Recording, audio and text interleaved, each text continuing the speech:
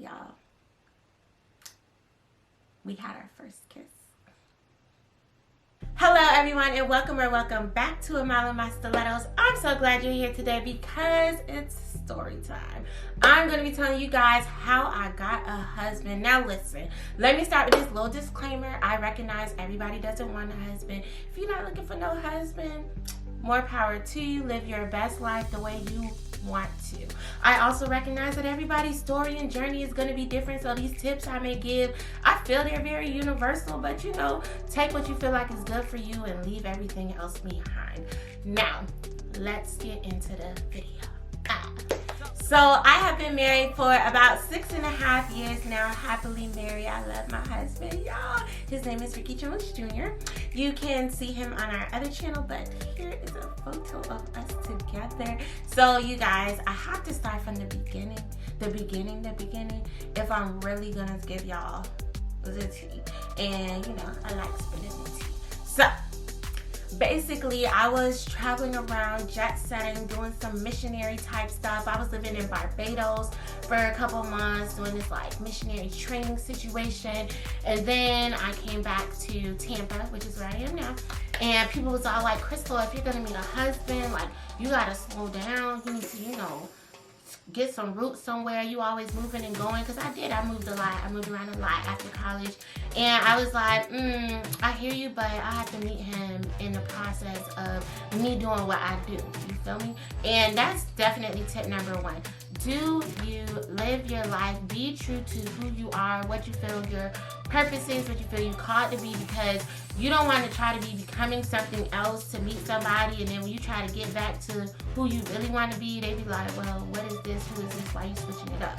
So that's going to come into more details later in this story, why that's really important, but continuing on. So I was living in Maryland, again, just living my life, and then I was like, you know what, I'm moving to Atlanta. I'm moving to Atlanta to go to this master's program at this school, and so I moved to Atlanta. I was only in Maryland for a couple of months at that point. I lived in Maryland 2 different times, but at that point, I was only there a couple of months before I was like, you know what, I'm going to Atlanta.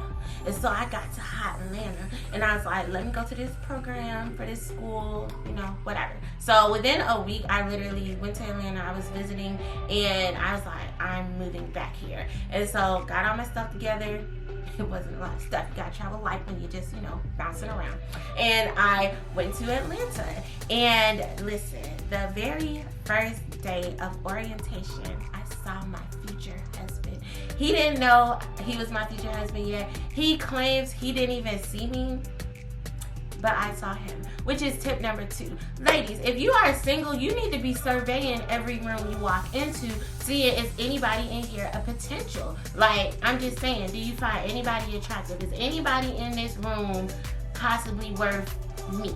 So that was a big thing that I felt like helped with my singleness transitioning into marriedness. And I'll have friends now, or you know, I even have friends then that'll be like, I'll be like, oh, did you see the guy? You look kind of handsome. Maybe he could be your type. And they'll be like, what guy? Where?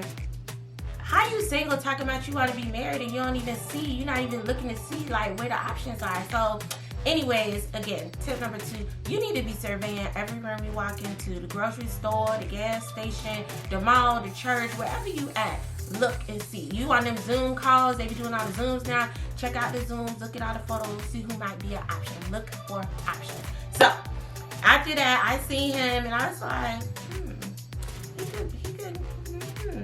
this might could be the one. So, but I didn't say nothing. I didn't say nothing at that time. I just was like, okay, because I was actually on my way out of town to celebrate one of my best friend's birthday. We went to Vegas. It was so fun. I left. And then I came back like that next week. So, but knowing I had already seen him around the way, I was like, okay, so next step, number 3, make sure you always put your best foot forward. You need to do this in general. It's a good life, you know, thing. Put yourself together before you leave the house. But again, when you're single, make sure that you're putting yourself together before you leave the house. I don't mean you have to do a full face of makeup and all this other extra stuff that you don't normally do. I promise you, I didn't have on a full face of makeup when I met him. I wasn't really into makeup like that, but I made sure that I was dressed nice, my clothes fit, like I was a nice presentable version of myself. And that's done for two reasons, I would say. One, you're going to be a representation of whoever you marry. I'm a representation of Ricky to his friends and family and all that, and he's a representation for me to my friends and family and all that. And people want to know they're going to have somebody that's a good representation of them. And so this is not just a females put yourself together thing. Men need to be doing the same thing. Put yourself together. Make sure you look nice when you leave the house. So I was, looking cute in those snatched and whatnot. And so I had came back up to the campus and I was walking around, and this is where I got him. He didn't know I got him like this, but this is where I got him. So this is the next tip. Walk by twice if necessary. So what does walk by twice if necessary mean? So this is a way of presenting yourself. I know some women do not feel comfortable walking up to a guy and saying like, hey, I think you're attractive, I want to go on a date with you or whatever. And this is a way that I feel like women can approach without approaching. So the rule that I give is walk by twice. So, twice if necessary. Once, twice if necessary. So this is how you do the walk by. You basically put yourself in a position where you have to walk by wherever they are. If they go into the bathroom, you need to go pee. If they going to get a snack from the cafeteria, you want a snack from the cafeteria. If they pumping gas, you need to go pump gas too. Find a way to walk by. Now, in the walk by, there isn't like conversation that occurs unless they spark the conversation. You literally just walking by. Now, I was on a college campus. I knew I was going to get to see him again. So I didn't have to do like the walk by initial surveillance of the room. Like I didn't have to do all that in one day. But again, this is why you make sure you always look nice when you leave the house, because if you don't always look nice, then you're going to be hoping you run into him at the same grocery store again one day in the future. If you had just made sure you look nice before you left the house the first time, you could have went ahead and got to step 4, which we're on right now, the walk by. So what I did was, we had like a little orientation thing or some meeting thing, whatever the thing was. And I was probably sitting there not really paying attention, planning my walk by. And so what I did was, when the thing was let out, I got my little stuff, and I took my time. I wasn't hurrying up, rushing to get out the room, waiting, No, because I needed him to see me looking good. So I, took my time. I got my little stuff, and I timed it so that when he was walking out, it was around the same time that I was going to be walking out. And so I was like putting myself, in a position to be seen, because that's what the walk by is all about. So, he get outside, and so I walk by, and, I'm going to the car. So I had to go to the car, I got to put the stuff down, I got to go to the bookstore, and then I was going to go home. But as I was walking to my car to put my stuff down, guess who comes? My future husband. He comes up, and he's like, hey, what's your name? And I'm like, oh, Crystal, what's your name? And he's like, oh, Ricky. So this is the next step. Be approachable. Y'all, how you single and you trying to marry somebody, you trying to meet somebody, and you have this face, this look, you rushing every time you walk, like you're doing nothing to be approachable. Somebody that want to approach you can't even catch you because you dang near running to the car. So anyways, be approachable. And so, what's your name? Oh, my name is Crystal. What's your name? Oh, my name is Ricky. Oh, okay. And he's like, oh, well, do you want to go play volleyball on the lawn with everybody? Now, the real Crystal, that definitely he knows now, even more to this statement, I don't want to do that. I don't want to go play volleyball on the lawn with everybody. I don't do outside. I don't be doing sports. No, it's a no for me. Crystal that wants to meet a husband, you know what? This isn't an ask on a first date, but my approach worked. My walk by worked, because here he is talking to me. And so I said, I need to go by the bookstore, because I could say, I need to put my stuff down, and then I'll come out there to the volleyball situation. But I'm telling you right now, I don't really do volleyball. I don't really do outside. So it's probably not going to go that well. So even in that, I let him know I'm not an outside person. I'll be doing all that. But I gave my truth. But I was still open to, doing this little dance. Okay? We'll call it a dance. Because I know my walk by worked, and that's why you're over here. So, I went ahead, I went and put my little stuff away, whatever, went to my car, went and met him out on this volleyball field, and it was awful, y'all. I got hit with the ball in my head. Again, I'm not athletic in that realm for the volleyball and whatnot, so, you know, but after volleyball happened, it was like, oh, okay, the game's over, and he got some laughs out of, you know, me getting hit in the head and not playing well. It was like, oh man, like, you really meant to, you are not the volleyball person. I was like, listen, I tried to tell you. And he's like, oh, he's like, well, you know, we should go look around campus, see, you know, what the rec center looks like and stuff. I was like, yeah, we should. Okay, let's do that. And so there was this other guy that was there who's not relevant, but, you know, whatever. He was also there. Apparently at some point he liked me. That's a whole nother story for a whole nother day. If we decide to get into that, I don't know. But I don't want to be a liar. There was another guy that was there, but he did not have my attention. My future husband, that didn't know he was my future husband, had my attention at this point. So anyways, we go ahead, we go down to the rec center, the three of us, and we play like some foosball. I could do some foosball table, and we walked around, we looked at the basketball court. I did not play, and he's like competitive and I'm competitive, so the foosball game got heated. And we went to play ping pong, and by the time we got to the ping pong, the third guy was like, oh man, I gotta go to my next class, and we was like, we don't have no class. And I was like, yeah, I don't actually have any classes. And Ricky was like, yeah, me either. I think we're going to hang out a little longer. He wanted to hang out a little longer because the girl had good conversation, which is the next thing. Have some good conversation. Be able to have fun. I wasn't giving him this drill about, so how many kids you have, this and this and that and the third. Like during that whole first hour, I would say that we were hanging out. We were literally just having fun, playing foosball, being competitive, like we were just enjoying each other's company. Like, oh man, like I could just chill, talk to him, relax, laugh, whatever. So the other guy, he had to go to class, womp for him, but not really for us. And so he left. So me and Ricky was just there. Now we got a little one-on-one time going. And I was like, okay. So we playing a little ping pong, and I'm not the best at ping pong. I'm okay, but I'm not the best. But we playing ping pong, and so then he's like, so, you know, are you dating anybody? And I was like, nope, I don't date. I'm finna get married. And that's my plan. I'm not dating nobody else. I'm gonna get married. And so he was like, okay. And so like, and I know some of y'all may be like, wow, like you really came at him like that. But I didn't say it in an aggressive way. I just said what I said. And then now this part, this is the line that he's like always like, Crystal, you gotta tell him the line that you told me. And so like he just loves this line, I guess. So after that, we continued to play, and I said, listen, I feel like I'm either the best thing to happen to somebody's life or I'm not. And it doesn't take a long time to figure it out. And I said it, but I didn't say it in a way that was like, and so you better know by tomorrow because you're gonna marry me. Like, I just said what I said, and I kept playing ping pong. I was like, so what's your favorite food? Like, and so it was like I said it, but I said it in passing, not really in an aggressive way. But at the same time, I presented my truth. I let him know where I was with the dating situation. And that's the next tip. Be honest about where you are with the dating situation.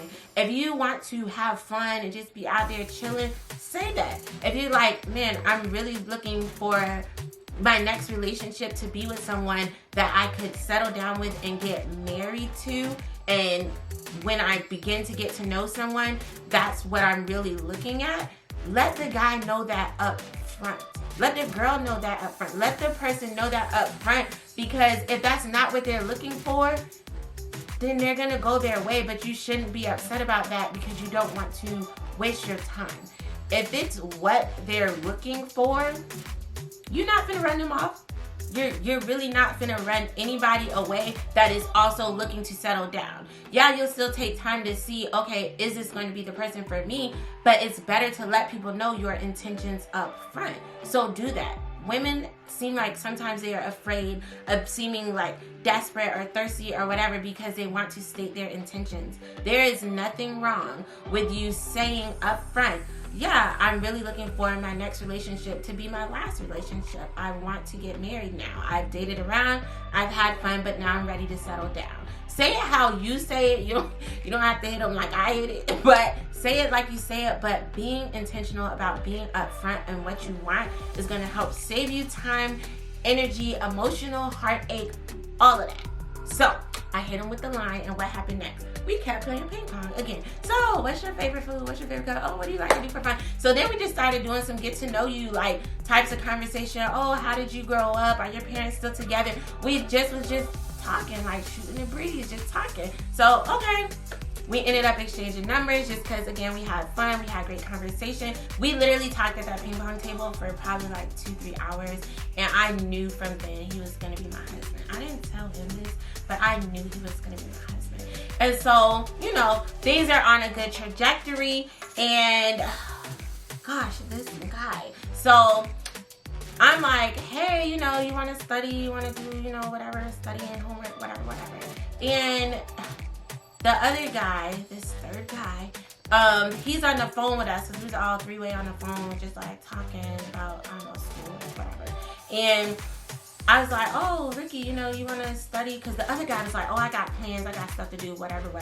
And we was like, oh, okay, cool. And I was like, well, Ricky, do you want to study? We can study. And he was like, oh, yeah, I can study. I can come over so we can study. And then this guy is like, oh, actually, I can come over. Well, I thought you had something to do. And then even worse, Ricky's like, oh, well, I could pick you up because the guy didn't have a car. And Ricky's like, well, I could pick you up. I'm like, why? Why are you doing this? But, you know, it's okay. It's okay. It's okay. So they come, we study, life goes on. So that weekend, it was time for that other third guy that I told you about. It was his birthday. And I like to throw parties. Anybody that knows me knows I love throwing parties. It's just fun to me. I love to party.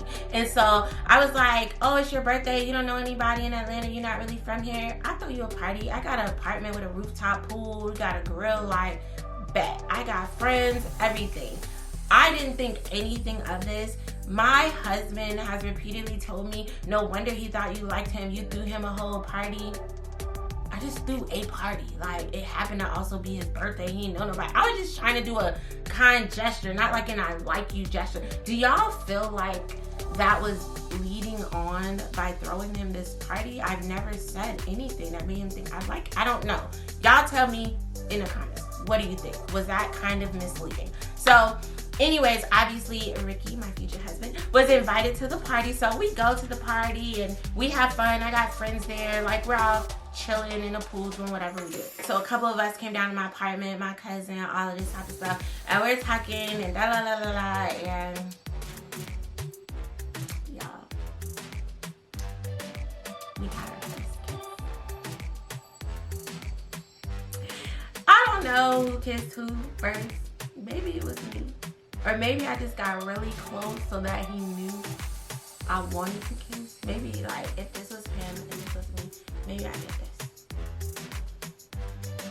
And I really genuinely, it was 6.5 years ago. Probably 7 years ago now, because this, you know, we dated and all that. So, I don't know. But, like I said, we had our first kiss and I was like, oh my gosh. Now, after that, Ricky, my current husband now, was like, Crystal, I need to tell you something. And I was like, okay, what is it? And he's like, you're gonna be my wife. And I was like, I know. I've been here. I wouldn't have been wasting my time if I didn't think that. No, I'm just kidding. I didn't tell him that part, but I was thinking it. But he was like, Crystal, you're gonna be my wife. And I was like, I know. Yay! So that was literally like 2 weeks after we met. He was like, I am going to marry you. So our time went, basically we met 2 weeks later. He told me he was going to marry me. We hadn't even had our first official date yet.